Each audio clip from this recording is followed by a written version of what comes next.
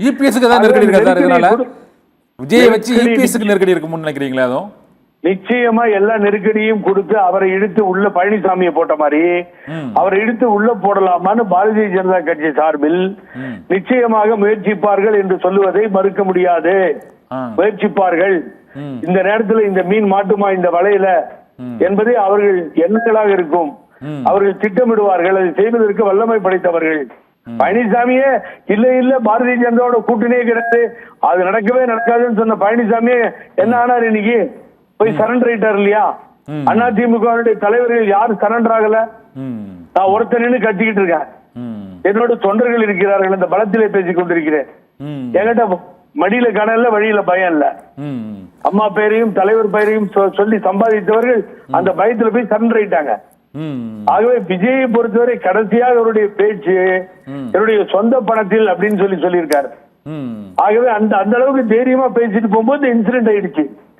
ஆகவே அவர் எப்படியாவது நெருக்கடி கொடுத்து பாரதிய ஜனதாக்கு இழுப்பதற்கு முயற்சி செய்வார்கள். அப்போ புலேன் சார், நீங்க சொன்ன மாதிரி அந்த முயற்சி செய்யும் போது கல நிலவரம் வந்து அது இருமுனை போட்டியா தானே சார் மாறும்? நீங்க மும்முனை போட்டின்னு சொல்றீங்க. நீங்க அந்த மாதிரி என்ன பேசுறீங்க?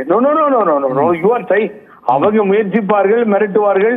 பழனிசாமி கூட போய் மறுபடியும் போய் மத்திய அரசிடம் சொல்லி உள்துறை அமைச்சரிடம் சொல்லி எல்லாத்தையும் எப்படியாவது அவங்களை கொண்டு சேர்த்து விட்டீங்கன்னா பரவாயில்லைங்க, எங்காலே விட்டு கொடியை காமிச்சு இதோ பாருங்க கொடி பறக்குது, நானும் புகழ்ந்துட்டேன், அவரை ட்ரை பண்ண பாக்குறேன், வரவே மாட்டேங்கிறாரு இடவுட்டுக்கு, நீங்க ஏதாவது பண்ணுங்கன்னு போய் கேட்கறதுக்கு வாய்ப்புகள் இருக்கு. ஆனா எந்த வலையிலையாவது அவர் சிக்கினால் அவருடைய அரசியல் முடிந்து போய்விடும். அங்க இருந்து பழனிசாமி கிட்டயோ பிஜேபி கிட்டயோ அவர் போய் கூட்டணி வச்சுக்கிட்டாருன்னா அதுக்கு மேல அரசியல் தரைமட்டமாகிவிடும். அவர் எந்த ஸ்டாண்ட்ல நிக்கிறாரோ அதே ஸ்டாண்ட்ல நின்னாதான் அரசியல் பண்ண முடியும். அவர் முதலமைச்சராக வருகிறேன் என்று சொல்லி வந்தார். எழுச்சிமிக்க இளைஞர்கள் பட்டாளம் நிற்கிறது. அதை அவர் தான் உறுதிப்படுத்திக் கொள்ள வேண்டும். இந்த பேனர் எடுத்துட்டு கையில போனார்னா அவுட் ஆயிடுவார் அரசியல் நடந்தவர். நிறைவா இந்த அரசியல் நிறைவான கேள்வி, நீங்க அதிமுக பாஜக தாவேகா கூட்டணி டிசம்பருக்குள் ஏற்பட்டுவிடும் என்ற கருத்து வலுவா மக்கள் மத்தியில் பேசப்படுகிறது, அரசியல் வட்டாரங்களிலும் பேசப்படுகிறது. அத்தகைய ஒரு சூழ்நிலை ஏற்பட்டால் தமிழக 2026 தேர்தல் களம் தமிழ்நாட்டில் அது இருமுனை போட்டியாகத்தான் நடைபெறுமா, அல்லது நீங்கள் கணித்தபடியே அது மும்முனை போட்டி அல்லது 4 முனை போட்டி என்றுதான் அது செல்லுமா? இறுதியாக பழனிசாமி என்ன ஆகலையே, பழனிசாமி எனக்கு ஆகலையேன்றது பிரச்சனையே இல்லை சார். பழனிசாமி அரசியலை ஏற்றுக்கொள்வதற்கு தயாராக இல்லை யாரும். ஆகவே மக்கள் விரும்பவில்லை, அதுதான் உண்மை. ஆகவே அப்படிப்பட்ட ஒரு நிலை இருக்கும் பொழுது எந்த ரூபத்தில் பழனிசாமியையும் பிஜேபியும் இணைத்து பார்க்க முடியாதோ, தொண்டர்களும் மக்களும் ஒப்புக்கொள்ள மாட்டார்களோ, அப்படிதான் இந்த கூட்டணிக்கு விஜய் போயிட்டு அந்த கதி ஆயிடும். அது அவருக்கு புரியும், புரியாம இல்ல. ஆகவே இவங்க நினைக்கிறாங்க இது விளையாட்டு பொம்மை மாதிரி, அது கிடையாது. அவருக்கு நன்றாக புரியும். அப்படிப்பட்ட நிலைப்பாடு வராது, அப்படிப்பட்ட கூட்டணி அமையாது. அப்படிப்பட்ட கூட்டணி அமைந்தால் திமுகவுக்கு பெரிய வெற்றியாக மாறிவிடும். அது திமுக தொடர்ந்து ஆட்சியில் இருக்க இவர்களே வழிவகுத்து கொடுத்து விடுவார்கள்.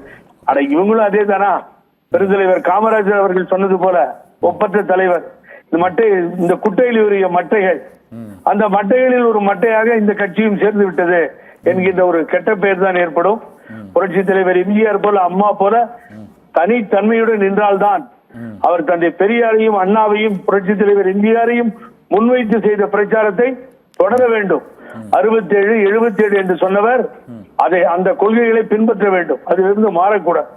இதை செஞ்சார்னா அவர் அரசியல் எதிர்காலம் நன்றாக அமையும். நன்றி சார், புகழேந்தி சார். இந்த அரசியல் சதுரங்கம் நன்றி. எல்லாம் பூரா கற்பனை கண்ணன், எதையுமே நம்பாதீங்க. விஜய் பேசிட்டாரு, விஜய் அங்க பேசிட்டாரு, இங்க பேசிட்டாரு, இதை பண்ணிட்டாரு, வெளியிலயும் வரல, யாருகிட்டையும் பேசவும் இல்ல. இவங்க பேசிக்கிறதா? அவங்க ஏதாவது வாயில அவள் போட்டு மெல்ற மாதிரி விஷயங்களை மெல்லுவதற்கு வாய் இருக்கிறது. நன்றி சார். விஜய் பாரதிய ஜனதா கட்சியினோ ராகுல் காந்தியினோ எவரோடமே பேசவில்லை, அவர் தனித்துதான் இயங்கிக் கொண்டிருக்கிறார் என்ற ஒரு புதிய தகவலை தனிமையில் இருக்கிறார். அவர் தனித்து தான் இயங்குவார், தனிமையில் இருக்கிறார். வெளியிலே வர வேண்டும், கரூர் செல்ல வேண்டும். இதுதான் என்னுடைய இன்றைய அறிவுரையா இருக்கு. நன்றி சார். உங்களுடைய அறிவுரை விஜய்க்கு கேட்க வேண்டும், அவர் அடுத்த செயல்பாடுகளை தொடங்க வேண்டும் என்ற வேண்டுகோளுடன் நாம் இந்த அரசியல் சதுரங்கம் நிகழ்ச்சியில் விவாதத்தை நிறைவு செய்கிறோம்.